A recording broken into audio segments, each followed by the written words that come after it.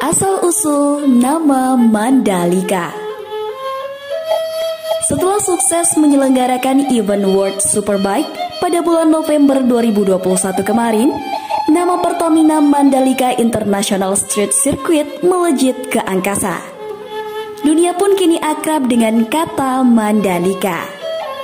Mandalika sekarang tidak hanya milik masyarakat Lombok saja, lebih daripada itu Mandalika adalah milik masyarakat Indonesia, bahkan dunia. Lantas timbul pertanyaan, dari mana nama Mandalika berasal? Versi umum menyebut, nama Mandalika berasal dari nama seorang putri yang bernama Putri Mandalika. Ia adalah seorang putri raja yang diceritakan mempunyai paras yang sangat cantik. Karena kecantikannya, Putri Mandalika menjadi rebutan para pangeran.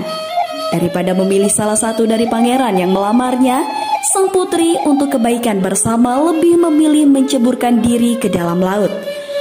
Jasad sang putri diceritakan berubah menjadi cacing laut atau nyale.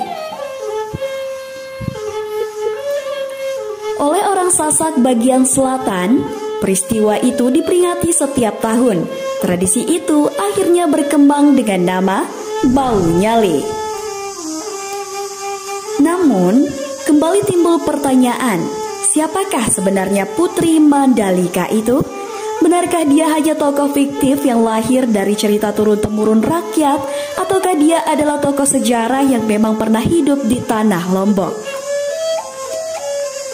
Ketika Infonusa menelisik buku-buku tentang cerita rakyat terbitan Dinas Pendidikan dan Kebudayaan Nusa Tenggara Barat tahun 1970 dan 1980-an, tidak satupun cerita tentang Putri Mandalika ini ditemukan. Barulah pada tahun 2018, komik tentang Putri Mandalika diterbitkan oleh BP PAUD Dinas Pendidikan dan Kebudayaan Nusa Tenggara Barat. Artinya adalah, cerita Putri Mandalika pada sebenarnya bukanlah cerita populer di kalangan rakyat Sasak. Mandalika masih kalah tenar dengan cerita Putri Cilinaya atau Dende Seruni. Cerita tentang Putri Mandalika mulai populer pada sekitar 1980 akhir dan 1990-an awal.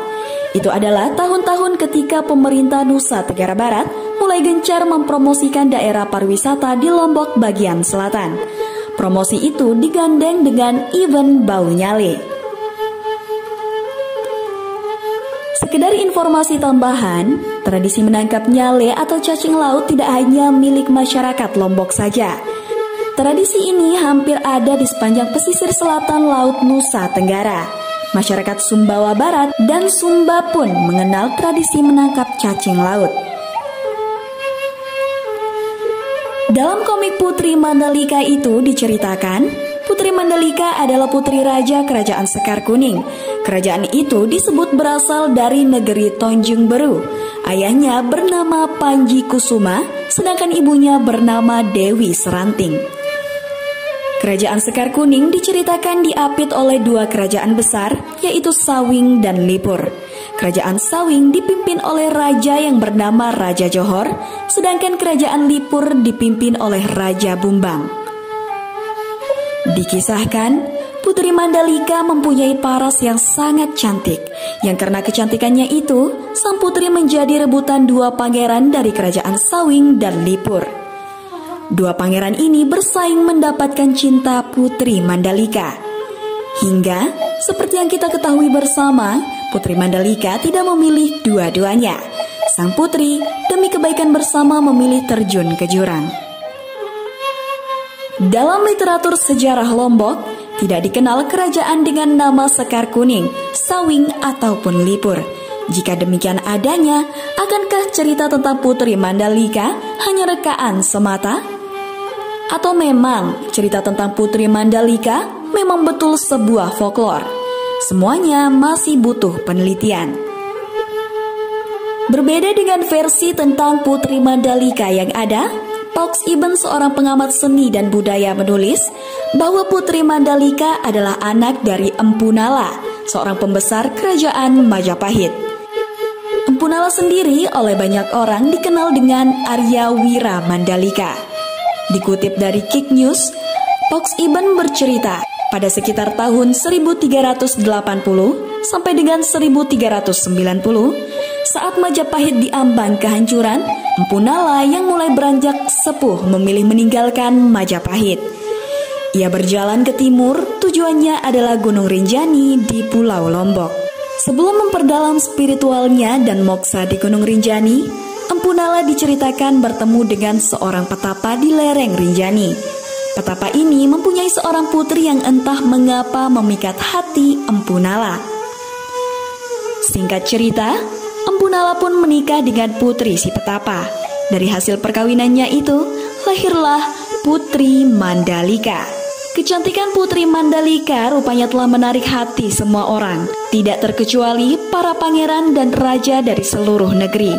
Mereka percaya, siapapun yang dapat mengawini penguasa 8 penjuru mata angin akan menjadi lelananging jagat atau pewaris tahta dunia.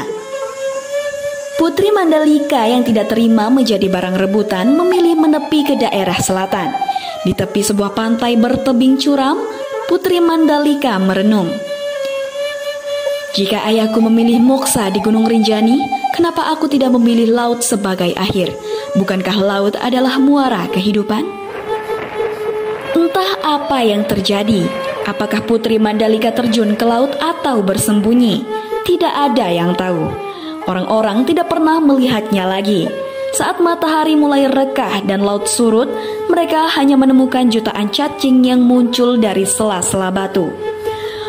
Orang selatan percaya jika cacing itu adalah makhluk bertuah yang merupakan jelmaan dari Putri Mandalika.